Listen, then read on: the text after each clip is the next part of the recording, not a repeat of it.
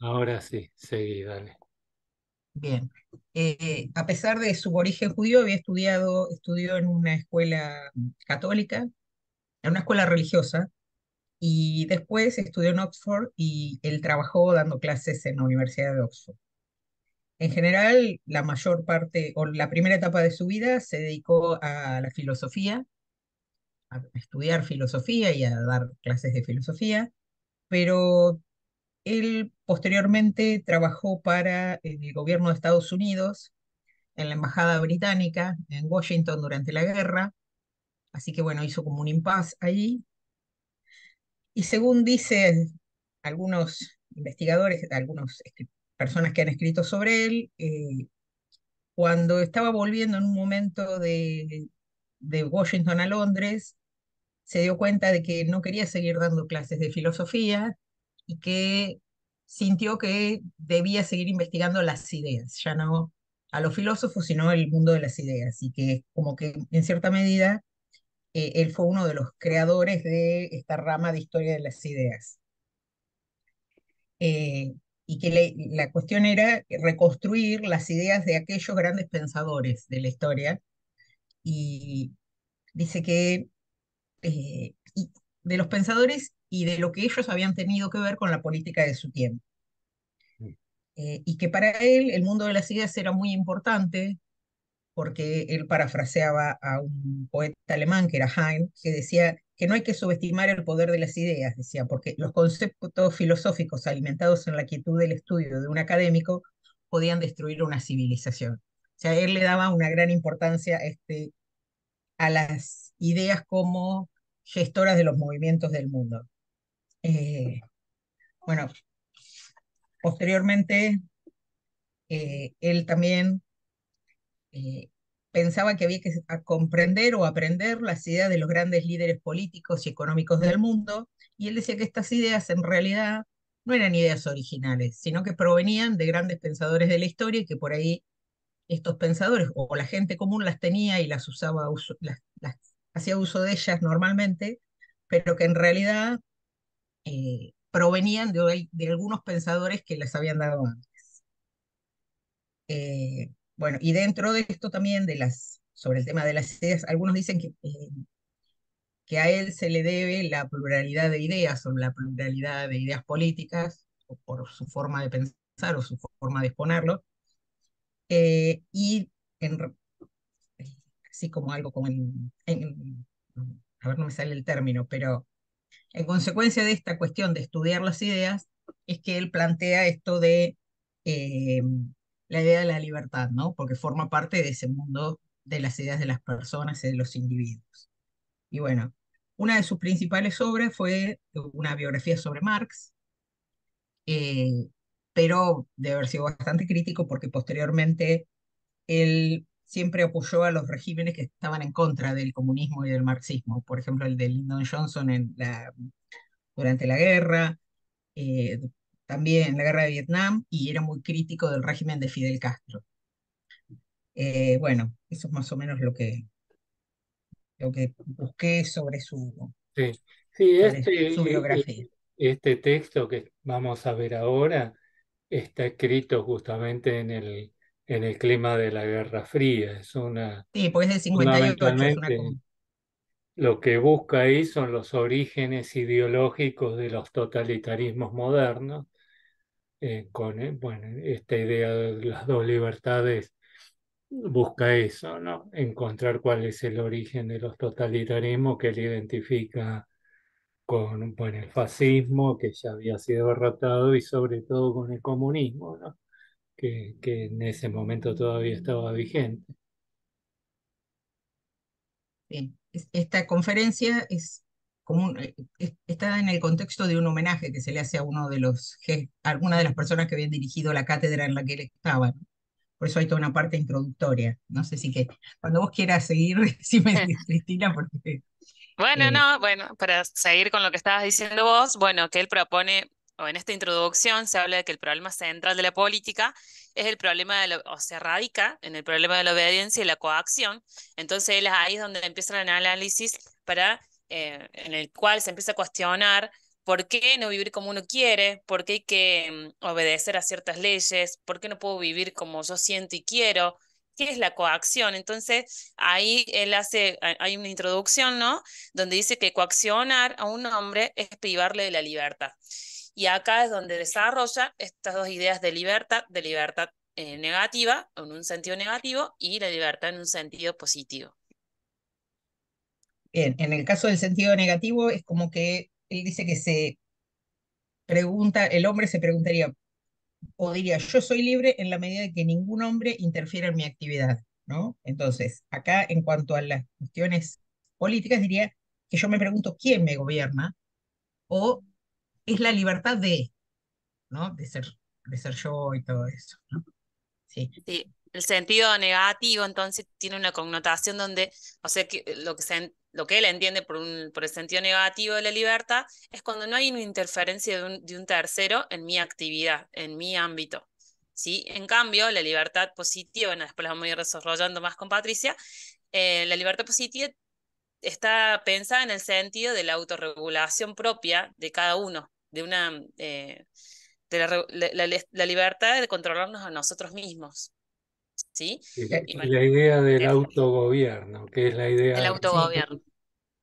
que dice que bueno, que sí, yo solo puedo obedecer las leyes en la medida en que yo mismo las he creado.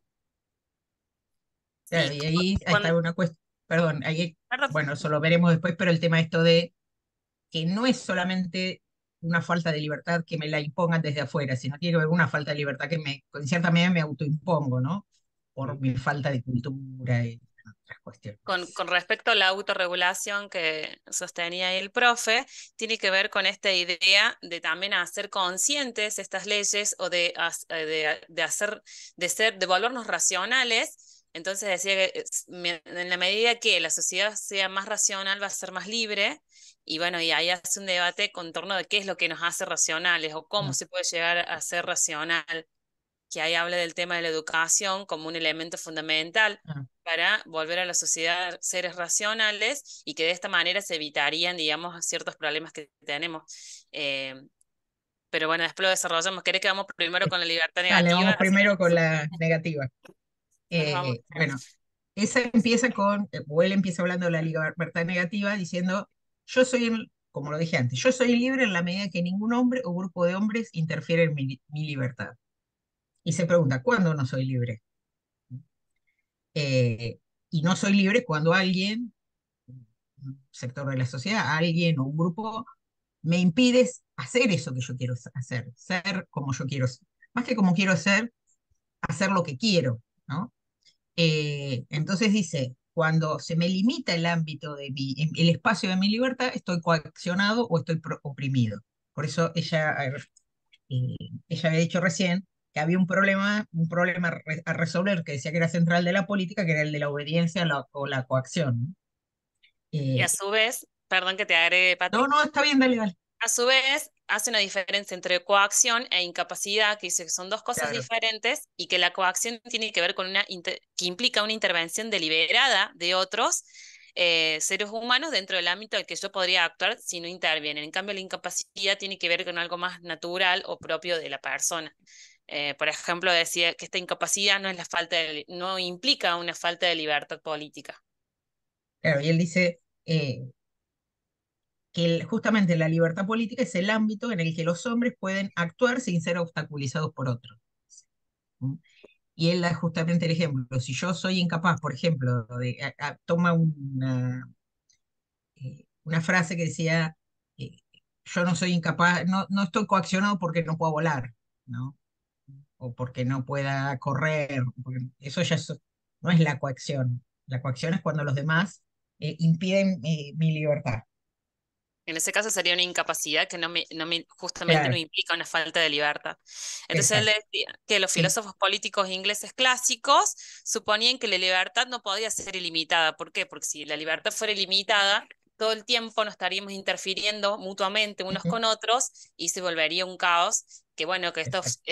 estos primeros pensadores elaboraron las leyes naturales, por ejemplo, para poder de alguna manera ordenar. ordenar estas interferencias, digámoslo de un modo. Y también dice que estos filósofos de la libertad, perdón, los filósofos políticos liberales, también hablan de que nosotros no solamente valoramos la libertad, sino que tenemos otros fines, como pueden ser la justicia, la felicidad, la cultura, la seguridad y la igualdad. Y que nosotros tenemos como humanos ver hasta dónde reducimos nuestra libertad en aras de esos otros fines, ¿no? Y que eso tampoco es que nos coaccionen, es una decisión personal, porque la libertad no es el único fin que tenemos otros, y a veces tenemos que reducir el ámbito de la libertad para poder cumplir con esos otros fines. Entonces, lo que dicen, ¿cómo se limita esa libertad? Bueno, hablan de el imperio de la ley, ¿no? El ámbito de la ley, que la ley es la que limita. Pero a pesar de que la ley limite esas libertades, siempre tiene que haber un mínimo de espacio de libertad que se debe respetar. Depende del filósofo o de quienes lo hayan hecho la interpretación, es el tamaño de ese espacio, de ese ámbito. Algunos creen que el Estado no debería interferir casi para nada, mientras que otros, bueno, hablan de ciertas interferencias. Y Claro, habla de sí, perdón, perdón. y habla de la No, que frontera. sí, no, pero te quería Ah, agregar dale. que ese mínimo de libertad, dice ese mínimo, o sea, cierto ámbito mínimo de libertad personal, está relacionado, tiene que ver con esta libertad, con la libertad de expresión, la libertad de religión, Sí, sobre todo. sí, Y habla sí. de las fronteras, que Claro, y habría que dice, establecer una frontera. claro, y Dale, que dale. está dado entre la vida privada y la autoridad pública. El problema también otra vez viene, ¿dónde? ¿Dónde está la frontera, no? ¿Dónde se traza? Eh, y que también es la cuestión de dónde trazarla, proviene de que nosotros interactuamos con otras personas, ¿no? Que vivimos en una sociedad donde interactuamos y entonces a veces para obtener mi libertad tengo que restringir la libertad de otro, o para que el otro ejerza la libertad yo tengo que restringir la mía, ¿no? Y Porque también hay, explica, sí, perdón, hacen análisis rigurosos, digamos, de que, bueno, como somos seres sociales, estamos en permanente, eh, nuestras hasta hasta las acciones cotidianas están de alguna manera interferidas por el otro. Es muy poco lo que hacemos realmente solos, entonces siempre hay un mínimo de interferencia, que bueno, ahí es donde él hace el análisis de hasta dónde llega el ámbito personal, hasta dónde es público, dónde es privado y dónde trazar esa línea y habla de estas restricciones, que para que se dé la libertad, la libertad de algunos tiene que depender de las restricciones de otros. Una aclaración, ¿no? Sí. sí, Eh, pues no sé si vieron el video ahí, señalo ya que este texto de Berlin se basa en otro anterior de Benjamin Constant, que él lo fue, cita, sí, que fue el que escribió. Constant fue, bueno, él estuvo exiliado en Alemania durante la Revolución Francesa y luego vuelve y va a ser el ideólogo de la Constitución de los 100 días de Napoleón, ¿no? Y él dio una conferencia en esos años que se llama De la libertad de los antiguos a la libertad de los modernos, ¿no? Es de ahí de donde Berlin toma esta distinción entre libertad negativa y libertad positiva. La libertad positiva sería lo que para Constant era la libertad de los antiguos y la libertad negativa, la libertad de los modernos. Bueno, lo que interesa acá señalar es esto, que eh, digamos, en el mundo antiguo, si reinaba para Constant, reinaba la libertad positiva, era porque en última instancia no existía esta distinción entre el ámbito público y el ámbito privado. El ciudadano se encontraba absolutamente subsumido a lo social. ¿Mm? Su definición como sujeto estaba dada por su pertenencia a la comunidad. ¿Mm? Es con la modernidad que aparece recién esta distinción entre el ámbito privado y el ámbito público, y la existencia de un ámbito, una esfera de acción individual que no forma parte integral del funcionamiento social en su conjunto, ¿no? Y es recién entonces que aparece realmente esta problemática, bueno, de cómo conciliar, ¿no? Lo público y lo privado. En el mundo antiguo no existía ese problema, solo en el mundo moderno es que se trata, bueno, básicamente esto va a ser planteado a su vez en términos de conciliar libertad con igualdad, etcétera, ¿no? Es decir, Cuando hace cómo lograr, él en una, que perdón, él en una parte cómo hace una lograr, crítica, sí, él hace una crítica sobre el concepto que Mill tenía de la libertad, dice que la libertad era sagrada y justamente una de las cosas que dice es que el concepto este es relativamente moderno, es del Renacimiento, aproximadamente un poco anterior al Renacimiento, que en la antigüedad no existía esa frontera entre público y privado, que claro. los pensadores de la antigüedad nunca se les ocurrió pensar en este aspecto de la intimidad, de la libertad de la intimidad y todo eso. Claro, eso Constant en su momento era en este escrito una crítica fundamentalmente al jacobinismo sobre todo para él, este ideal de libertad positiva tiene consecuencias perversas una vez que se ve reactualizado, sobre todo a partir de la obra de Rousseau y de Mably. Y lo que van a hacer es justamente eh, hacer que el sujeto se vea completamente sometido a la voluntad colectiva. ¿Mm? Y eso para él es el origen del terror jacobino, ¿no?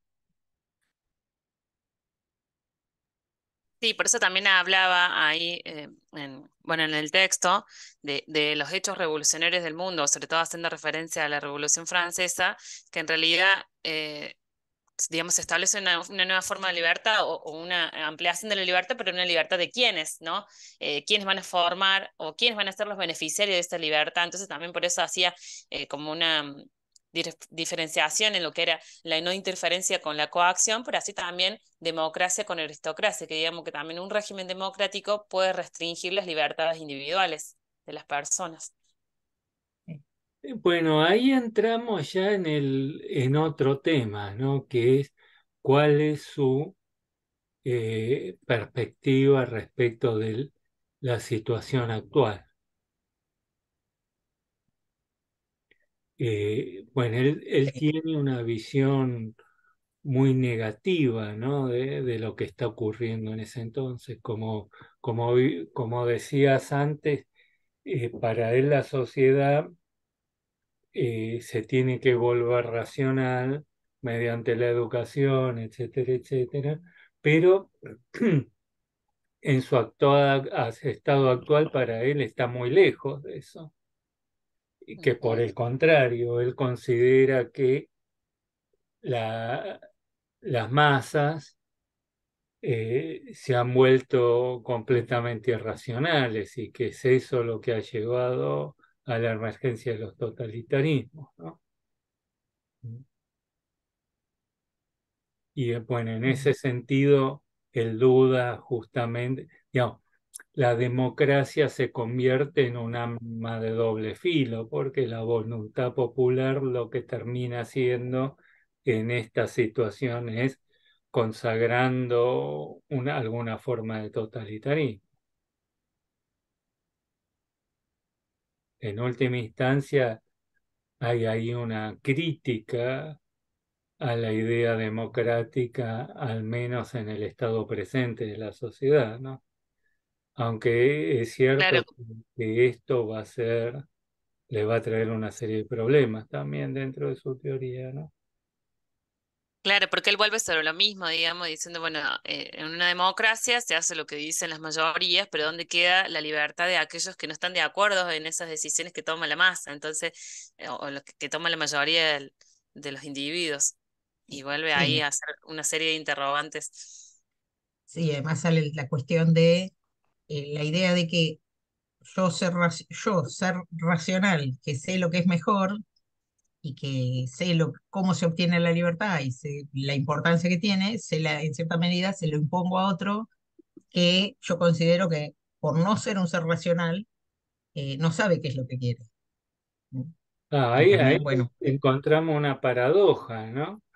Porque para él el origen del totalitarismo está justamente en la máxima de Rousseau, que dice que es necesario obligar a los hombres a ser libres claro, y en última instancia él termina replicando lo mismo. ¿Mm? Eh,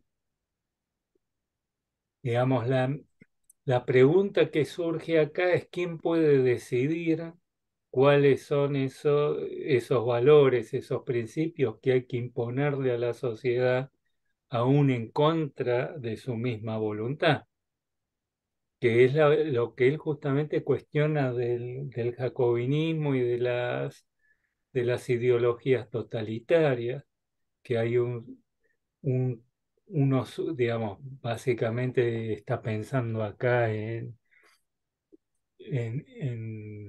el comunismo, en el partido bolchevique, unos ciertos sujetos que se creen con derecho o que se atribuyen la función de modelar una sociedad, de imponerle a la sociedad sus propios valores desde el momento en que consideran a esa sociedad eh, que pues, se encuentra y que es imperfecta, ¿no? Y que son ellos los que vienen justamente a reformar esa sociedad y arrancarla de su estado actual de alienación, de abyección, etcétera, ¿no? Ahora es interesante cómo este, este giro que se produce en su propio razonamiento, ¿no? Que él empieza con una crítica a esta vocación mesiánica y termina reproduciéndola en su propio discurso. De lo que se trata es de entender, y, digamos, y esto es sintomático, ¿no?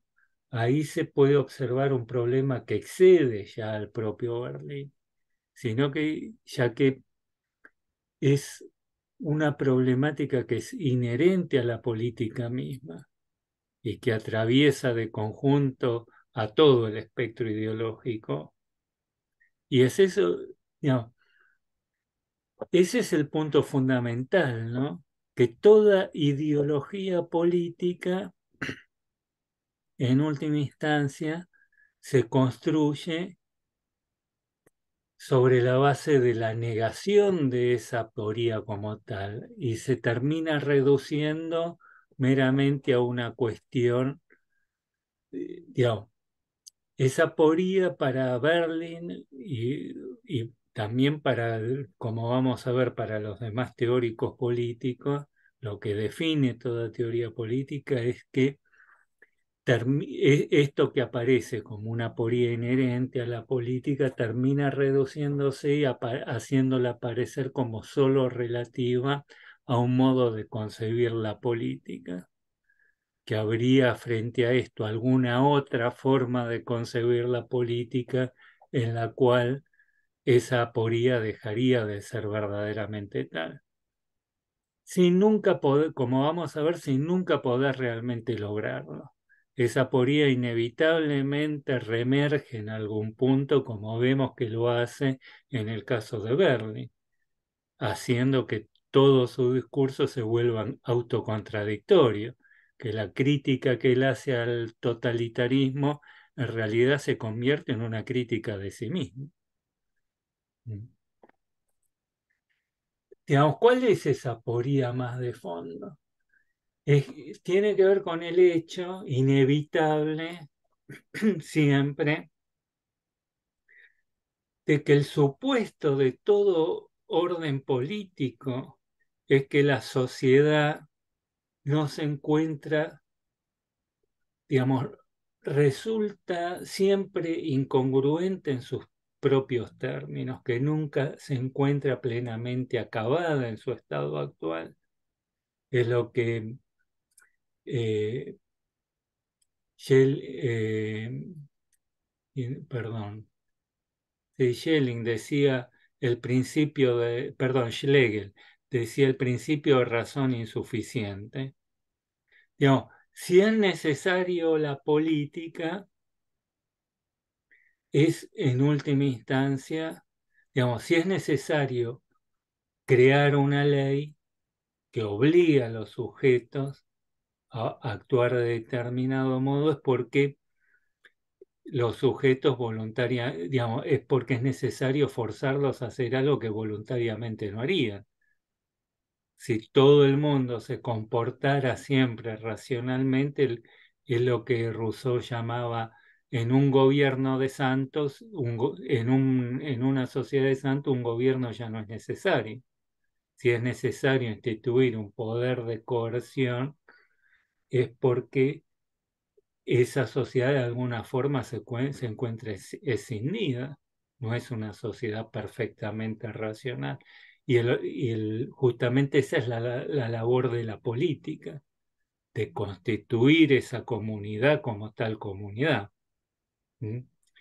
Digamos, es el principio fundante de la modernidad política, desde el momento en que se acepta que todo orden, bueno, como dice ahí Luis Mori, tiene un fundamento contingente, es decir, no tiene un fundamento natural, como se pensaba en el mundo antiguo, ¿no? La comunidad no es una entidad natural, sino una construcción política y, y el trabajo de la política consiste justamente en constituir a la comunidad como tal. Pero esto inevitablemente supone una escisión de lo social, es decir, que alguno o algunos se coloquen en una posición de trascendencia respecto del conjunto de la sociedad. ¿Mm? Eso, como les decía, es la esencia misma de la política, es el sentido, lo que le da sentido a la política. ¿Mm? Esa escisión, y es también lo que la vuelve imposible, porque lo que vemos hace ya imposible distinguir, sí, ahí dice Luciano Levin, es la ley de hierro de la oligarquía. Michel se estaba hablando, en este caso más específicamente, a una forma particular en que se manifiesta esta escisión, esta inevitable apelación a la existencia de algún lugar de verdad, a la institución de un ámbito de trascendencia, ¿no? Que funcione como un lugar de verdad. Bueno, en el antiguo régimen era el monarca.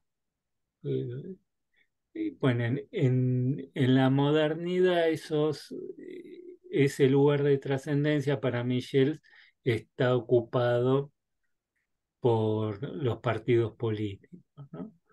Digamos, las grandes maquinarias políticas que surgen en la democracia de masas, digamos, las que realmente deciden hoy no son los sujetos, sino estas maquinarias políticas.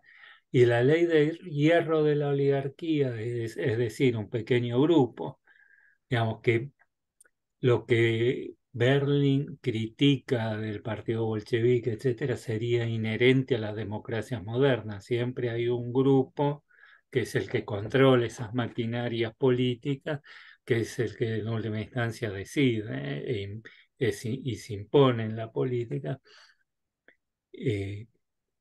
Bueno, y la ley de hierro que habla Michels tiene que ver con el hecho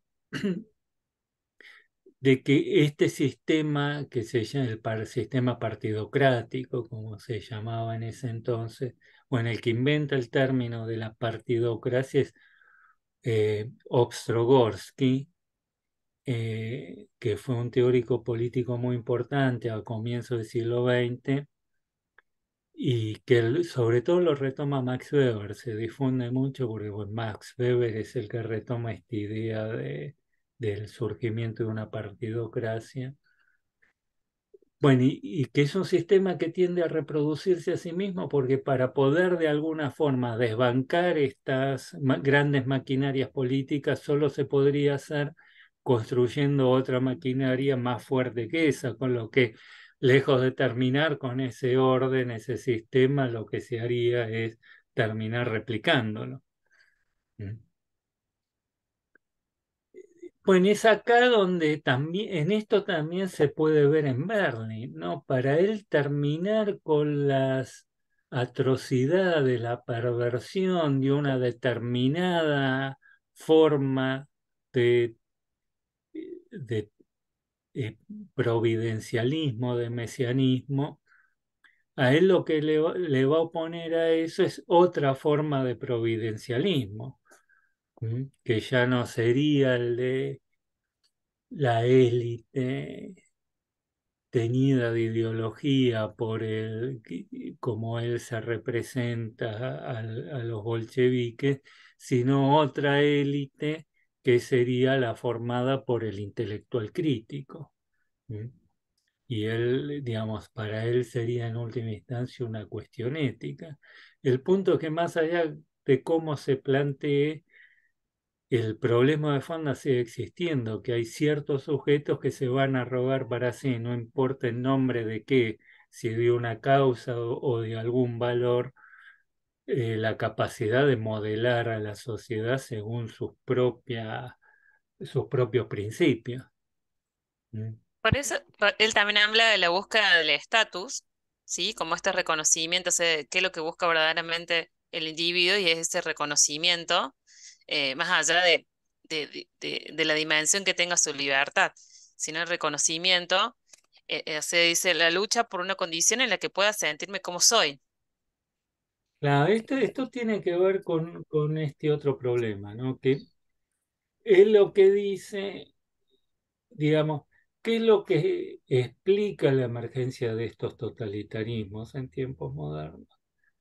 Es, bueno, por un lado, como vimos, la irracionalidad de las masas, pero esta irracionalidad de las masas se vuelve en un sentido más difícil de erradicar porque hunde sus raíces en un sustrato antropológico, una necesidad inherentemente humana de identificación subjetiva con un determinado cuerpo social. ¿Mm? Y El sí, él también por sujeto, ahí sí, perdón, en un pasaje. sí, Perdón. sí, sí, sí, sí, No, que en un pasaje también va analizando eso y dice, bueno, en estos regímenes totalitarios también uno, cuando ve un documental o ve imágenes de la época, ve, bueno, justamente una de las características es que tiene ese poder de convencimiento y los seguidores que tienen estos regímenes. ah, esto siguen porque el sujeto en última instancia lo cobra una identidad en la medida en que se integra y se identifica con un grupo social determinado. Mm. Esa es algo que hunde sus raíces ya en un sustrato antropológico innato, por eso se hace difícil de erradicar este fenómeno de la alienación de la subjetividad, porque responde también a una necesidad subjetiva profundamente arraigada. Y eso dice él, bueno, acá el ejemplo que da es el del caso de bueno, en los años que él está escribiendo, se está produciendo el proceso de descolonización de África, ¿m? Las guerras anticoloniales en África. Y él da eso como ejemplo, cómo los africanos prefieren un gobierno propio, eh, aun cuando Autoritario, sea sí, totalitario, pero prefiere la dominación por los propios en lugar de claro, la libertad traída desde afuera, por otro. sí.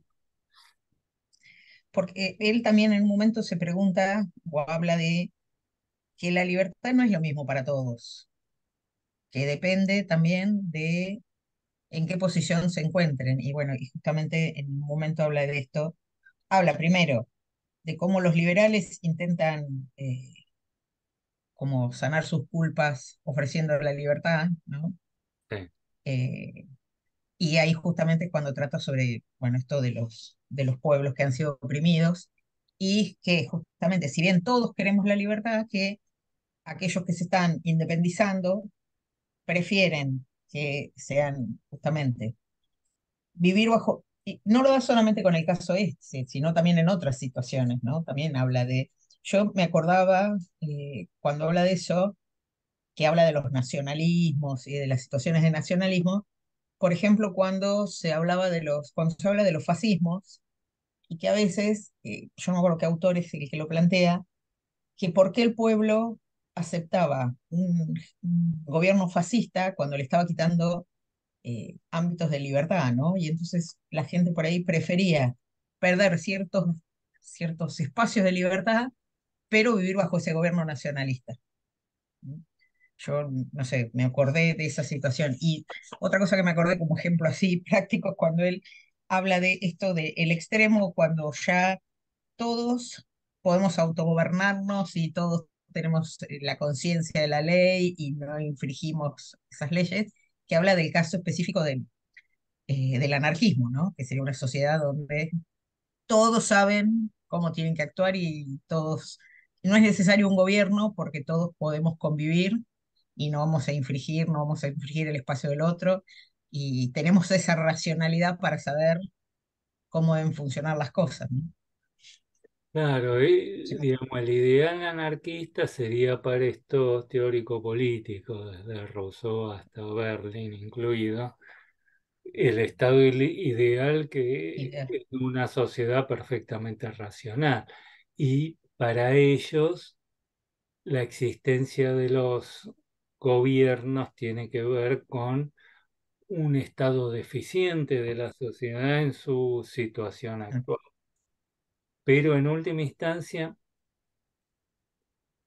todos ellos presuponen que hay un cierto, digamos que el antagonismo, la contradicción, la escisión de lo social no es una condición constitutiva de lo social, sino solo la expresión de algún déficit al que se proponen superar, ¿no? En última instancia, digamos,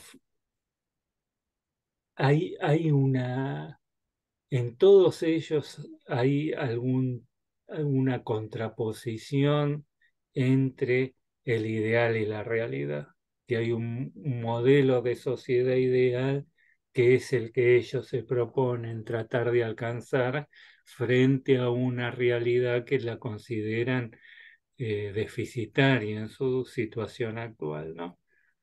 Ese es el presupuesto básico de toda teoría política, porque si realmente viviéramos en esa sociedad ideal, no solo no se necesitaría gobiernos, sino tampoco una teoría política. Si es necesaria una teoría política es porque es necesario concebir los medios por los cuales se puede alcanzar, digamos, resolver esa brecha entre el ideal y la realidad, lo que parte entonces del supuesto que existe esa brecha. Si no, ya la teoría se volvería superflua y necesaria, como también se volverían superfluos o innecesarios los gobiernos. Entonces, esto es importante también de recalcar, ¿no? Toda teoría política contiene por definición un cierto impulso normativo. ¿Mm? no es, digamos, es inherente a toda teorización política el intento de dictaminar a la sociedad.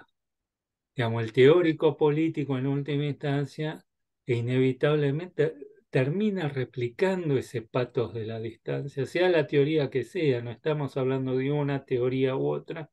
Toda teoría, por definición, replica ese patos de la distancia en su mismo ejercicio. ¿Mm?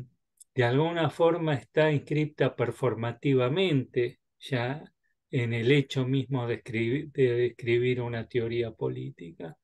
Si, si se escribe una teoría política, implícitamente se está afirmando de que la sociedad a la que se dirige es una sociedad eficiente y que él, mediante su propio ejercicio de escritura, se propone o propone los medios para resolver ese déficit. ¿Mm? En última instancia, el teórico político se coloca a sí mismo siempre inevitablemente en una posición de trascendencia respecto de la sociedad, por encima de esa sociedad.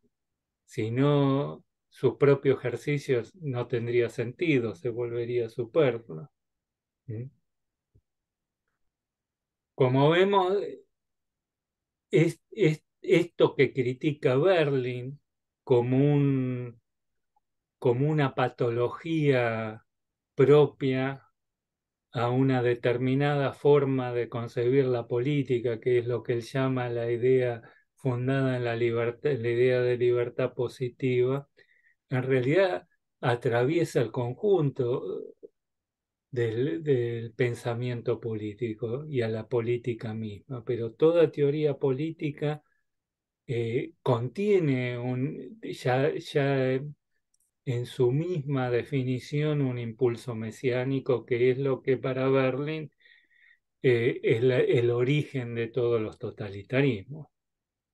¿Mm? Y por lo Perdón, sí, tanto, él tampoco va a poder evitar reproducir esa forma de mesianismo en su propio discurso, ¿no? Y termina de esta forma volviendo el mismo autocontradictorio.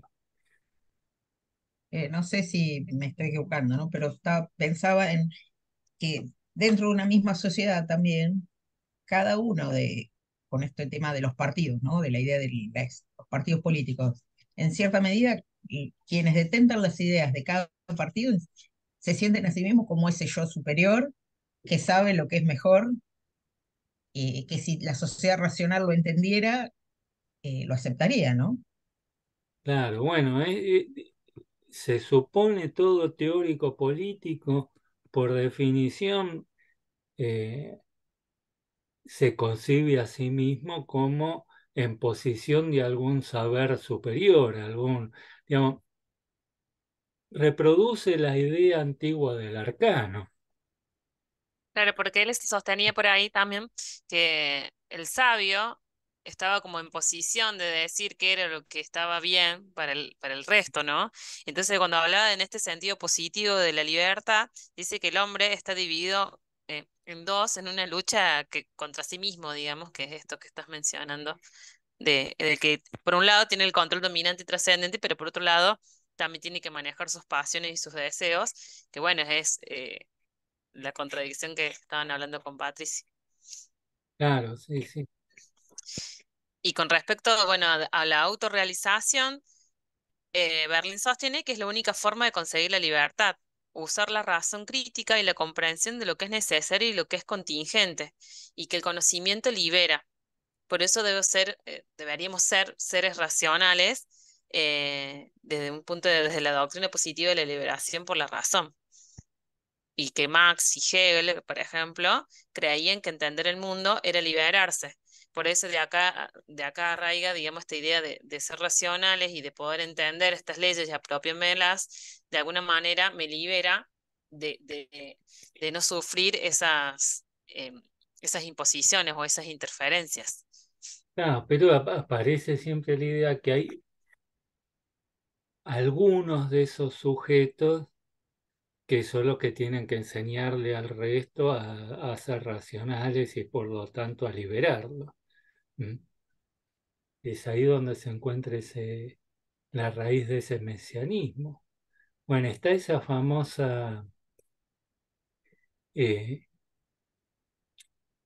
frase de Orwell en Rebelión en la Granja, cuando bueno, los chanchos se sublevan, ¿no? En la granja y dice, todos somos iguales, pero algunos somos más iguales que otros, ¿no?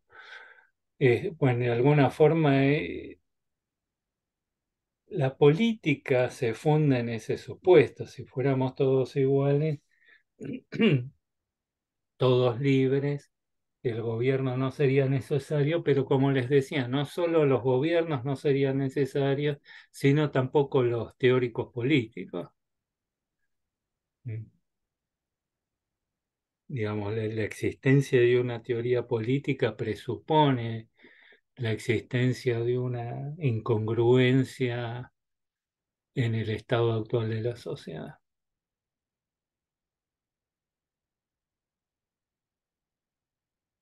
Sí, bueno, la utopía de Saint-Simon, que dice Luciano, es justamente lo que critica Berlin como el origen de todos los males en política, que justamente él menciona a Saint-Simon y su afán.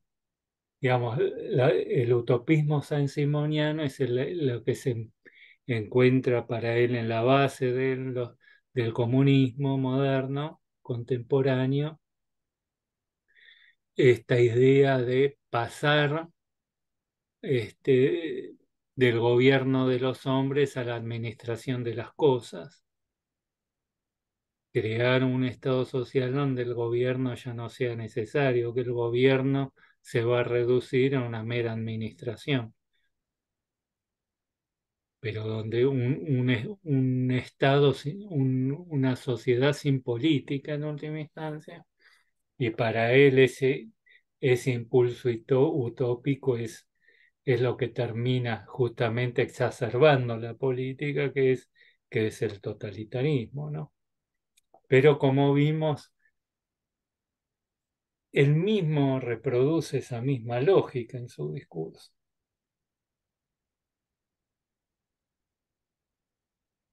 Y también hace como una crítica a la cuestión de la soberanía, ¿no? Porque ahí vuelve otra vez a Constant, que dice eh, que a veces hay un problema que es que la soberanía del pueblo puede matar a las libertades de los individuos, ¿no? Sí. Ahí como que se pone en juego, tal vez, el peso de la soberanía o del derecho de las mayorías sobre los derechos individuales, ¿no? ¿Mm? Que lo que puede pasar es que al transferir autoridad o al transferir esa libertad, se termina oprimiendo a los individuos, ¿no? Y que se va perdiendo la libertad individual de esa manera. Y que ¿Mm? eso puede destruir a las personas. Y Y dice que no retoma importa, sí, ahí, ¿no? Dale, dale. no, que no importa quién es el soberano. Puede ser el rey o puede ser la soberanía popular. Y con la soberanía popular también puede pasar, ¿no? Eh, que se pierda las libertades individuales en aras de supuestamente un bien mayor que sería la soberanía, pero hay que ver si realmente, por eso volvemos a lo que habla él, de que a veces las democracias también son opresoras, ¿no? Y también coaccionan, ¿sí? Claro, por No, en que esas ideas realidad- las retoma Sí, sí, sí, sí, No decimos. te, Sí, Cristina estaba diciendo algo. No, no, que retoma esas ideas de la opresión, que no importa de dónde vienen, sino que existe la opresión, es de Constant, lo retoma, que digamos puede venir de lo que decía Patricio, no de una monarquía o de un gobierno popular. El tema es que hay opresión lo mismo. Un mínimo de opresión, como decimos antes, un mínimo de interferencia, pero existe. Y sí, en realidad, bueno, ya Benjamin Constant decía que en tiempos modernos, cuando criticaba este ideal antiguo del autogobierno, lo que estaba mostrando es por qué en tiempos modernos este ideal de autogobierno es inviable. ¿Por qué? Porque en sociedades complejas, modernas, el pueblo no puede nunca autogobernarse, no puede materialmente autogobernarse. Por eso se impone necesariamente la representación política. Es decir, el pueblo lo único que hace es delegar su soberanía en unos pocos. ¿Mm?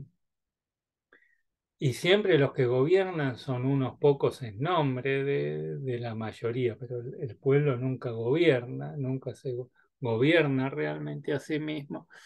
Digamos, en todo caso, el problema para Berlín es que el pueblo, dada su carácter irracional, termina eligiendo a los peores, sino a los que él quisiera que elija, ¿no? Pero, bueno, y acá vemos también, hay algo característico también del discurso político moderno, ¿no? Que tiene que ver con el concepto este de soberanía popular, que de alguna forma retoma una cierta paradoja que estaba ya presente en la idea medieval del soberano, del monarca. ¿Mm? Hay, hay un libro de Kantorowicz que se llama Los dos cuerpos del rey. Creo que lo mencioné, ¿no? En una clase anterior. Esta idea de que eh, en la Revolución Inglesa los puritanos no cuestionaban, decían que no cuestionaban la investidura monárquica, digamos, el cuerpo místico del soberano, sino su ocupante actual, es decir, el cuerpo material del soberano. En tanto que el cuerpo místico es encarnación de un principio superior divino, el hombre es un sujeto empírico y por lo tanto eh, está propenso a errar. Bueno, cuando la soberanía se traslada del soberano al pueblo, termina inevitablemente reapareciendo esta misma escisión entre el cuerpo místico del pueblo en tanto que encarnación, en tanto que un puro principio político, encarnación de la soberanía, y el cuerpo material del pueblo, que va a estar siempre inevitablemente en contradicción con su cuerpo místico. ¿Mm? Y porque, digamos, la idea va a ser que lo que se va a postular siempre es que el, en su estado actual esa sociedad se encuentra alejada del ideal, como vimos, esto es inherente a la política, que el pueblo, eh, la comunidad no se encuentra en su estado actual perfectamente constituida. Y es eso lo que hace la necesaria la política, ¿no?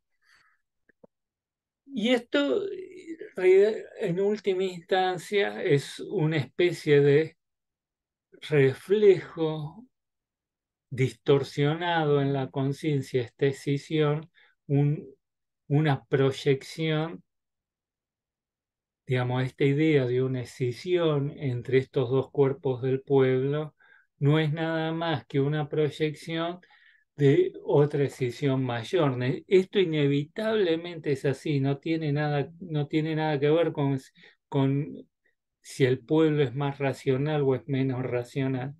Tiene que ver con la escisión material que hay en toda comunidad, porque ¿qué es lo que lleva a percibir? No, más que la idea en sí misma de una escisión, la pregunta es, ¿qué es lo que lleva a los sujetos a percibir esa escisión? ¿Mm? A percibir a la comunidad como en su estado actual como alejada de ese estado ideal. Y esto es inevitablemente así por el hecho de que la propia sociedad siempre se encuentra escindida internamente. Entonces, inevitablemente para unos, bueno, que el pueblo, digamos, cuando el pueblo elige a aquel que yo quiero que vote, en ese momento ese pueblo va a estar, no, va a estar fundido con su propio concepto. Pero necesariamente para aquellos que no están de acuerdo con lo que el pueblo vota en un determinado momento, que va a percibir entonces que en su estado actual está eh, reina en esa sociedad la irracionalidad, etcétera. Y eso es siempre inevitablemente va a ser así, salvo que todos se pongan de acuerdo y todos acuerden en torno a un único principio o a un único partido. Mientras haya división de partido y haya división de opinión en la sociedad, siempre inevitablemente para unos en algún momento el pueblo va a estar acertado y para otros desacertado y viceversa. ¿Mm? Digamos, esa idea de que hay la escisión del pueblo entre el ideal y la realidad tiene que ver con esa escisión que es inherente a toda sociedad. ¿Mm? Y eso es insalvable. ¿Mm? Digamos, lo contrario supondría la existencia de una unanimidad de opiniones que es la negación misma de una sociedad, ¿no?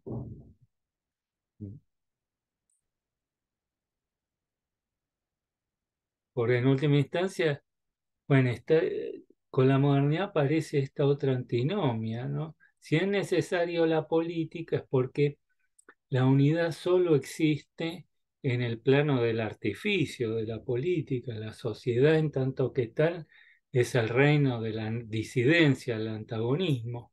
No produce por sí misma la unidad.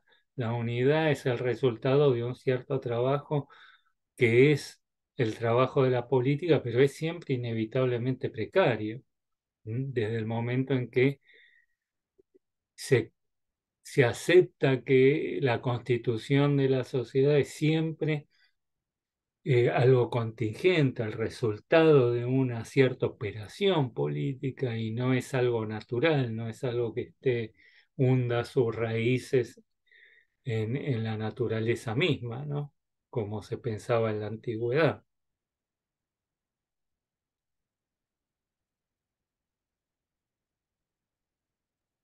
También él habla de la cuestión del pluralismo, ¿no? De la libertad personal y la necesidad de que, él dice que a veces en función para llegar a determinados valores que son comunes a la sociedad, se van a sacrificar algunos valores personales, ¿no? Y él me parece interesante que dice, cuando habla de que a veces los hombres le dan mucho valor a la libertad de decidir, ¿no? Porque justamente se habla como uno de los valores, un elemento muy importante, pero que a veces los hombres prefieren sacrificar esas libertades de decidir o le dan más valor a otras cosas para sacarse de encima esa responsabilidad que implica la libertad de decidir, ¿no?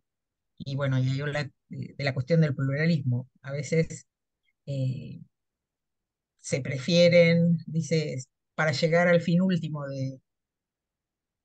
a ver cómo decirlo, eh, como que se le da a estas ideas de las políticas de gobierno que se completen esos valores de la mayoría y entonces yo sacrifico, o en cierta medida me resulta más cómodo que no tener que responsabilizarme de tomar decisiones personales, ¿no? Eh, Claro, en esa el es bien, lo que él llama la falacia democrática en última instancia, que esos que hablan en nombre de la comunidad y le imponen sus propias ideas, principios o valores, pretenden imponerle al resto de la sociedad y modelarla, esa suerte de tiranía que ejercen sobre el resto de la sociedad, la hacen en nombre de la propia comunidad. ¿Mm? Digamos, dicen encarnar la voluntad de esa sociedad. ¿Mm?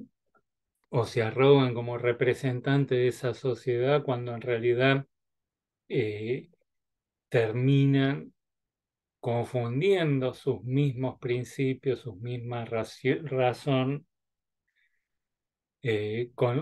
con la voluntad popular, ¿no? Pero justamente esa es para él, lo verdaderamente perverso, ¿no? Lo que ocurre con el totalitarismo, que ejerce su dictadura en nombre de ese mismo pueblo al cual viene a oprimir, ¿no? Por eso para él la democracia moderna se ha vuelto en se convirtió en la forma más perversa de autoritarismo o de totalitarismo. ¿Mm? Gabriel dice que cuando el individuo ve que eh, que ese estado o lo ve ese estado como perfecto, que no hay contradicciones y que sus valores no entran en contradicción, le deja decidir y se evita a sí mismo ese esfuerzo o ese trabajo que es tomar decisiones propias, Mm. dice en alguna parte. Sí, pues Sí, sí, bueno, es lo que planteaba antes respecto de la identificación. Ese mismo pueblo se ve, termina identificando a sí mismo con sus propios opresores, ¿no?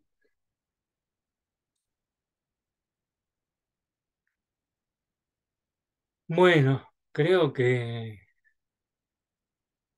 es, bueno, hicimos, a ver, esperen que hay un chat acá.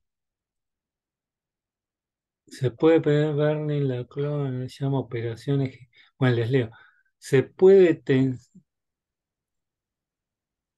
tensar un puente Berlín-Laclau sobre lo que el último llama operación hegemónica a través de la sinécdoque y las naciones de plebs y populi. Bueno, sí, Laclau lo que dice que el acto verdaderamente político es el de delimitar quién forma parte del pueblo y quién no, quién es el auténtico pueblo y quién queda fuera del pueblo. ¿Mm? Y de alguna forma es cierto que eh, todo pensamiento de la política parte de una cierta idea respecto de cuál es o cuál debería ser el auténtico pueblo y qué es lo que quedan por fuera de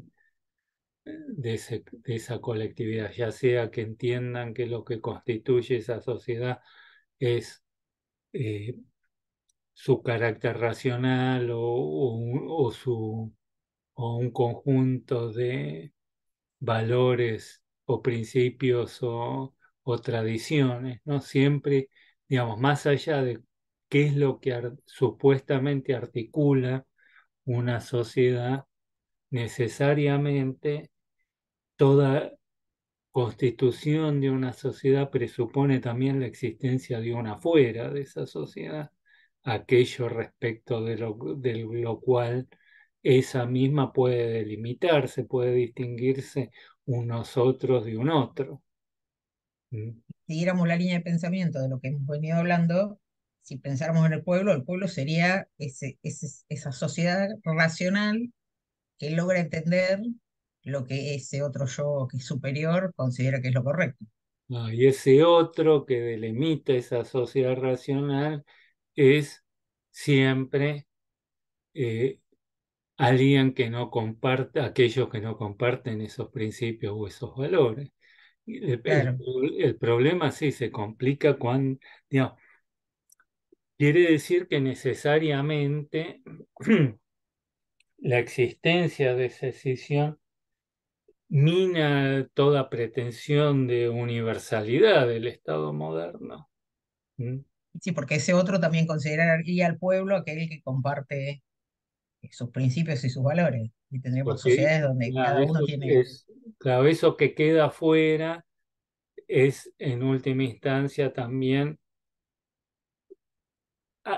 digamos, expresión de una escisión que es interior a la propia sociedad. Aquello que se condena como externo a la sociedad necesariamente no solo son aquellas otras sociedades distintas a la nuestra, sino también aquellos en el interior de esa propia sociedad que no entran en esa definición, ¿sí? Que se los condena como una especie de exterior interno a la propia sociedad, ¿sí?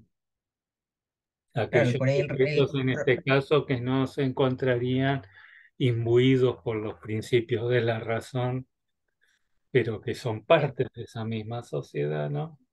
y Pero uno de los problemas de los sistemas totalitaristas es que ellos consideran que pueden formar, bueno, no solamente los totalitaristas, otros gobiernos también han planteado la idea de formar a la sociedad bueno, en en realidad, como distintas les épocas. decía, eso es la política misma. La política parte de toda política presupone que la sociedad debe ser formada, porque esa es justamente la función misma de la política. Si la sociedad estaría perfectamente formada, no sería ya necesaria la política.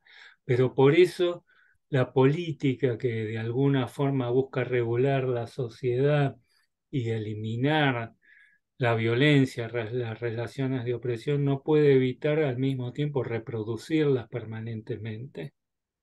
¿Mm? Claro, pero tiene que ver con las bases también, ¿no? Este convencimiento, o sea, eh, el pueblo termina siendo la base también de, a ver cómo, se me fue un poco la idea, pero digo, terminan gobernando una minoría, pero a su vez esa minoría tiene una base, un sustento en el pueblo, los que los votan, por ejemplo, porque lo convencen digamos, si hay una minoría que gobierna, pero esa minoría representa a esa mayoría que lo votó. Bueno, esa es la falacia democrática, sería que en realidad el pueblo no existe verdaderamente como tal, sino que hay que formarlo, pero ese impulso reformador se va a ejercer en nombre de ese mismo pueblo.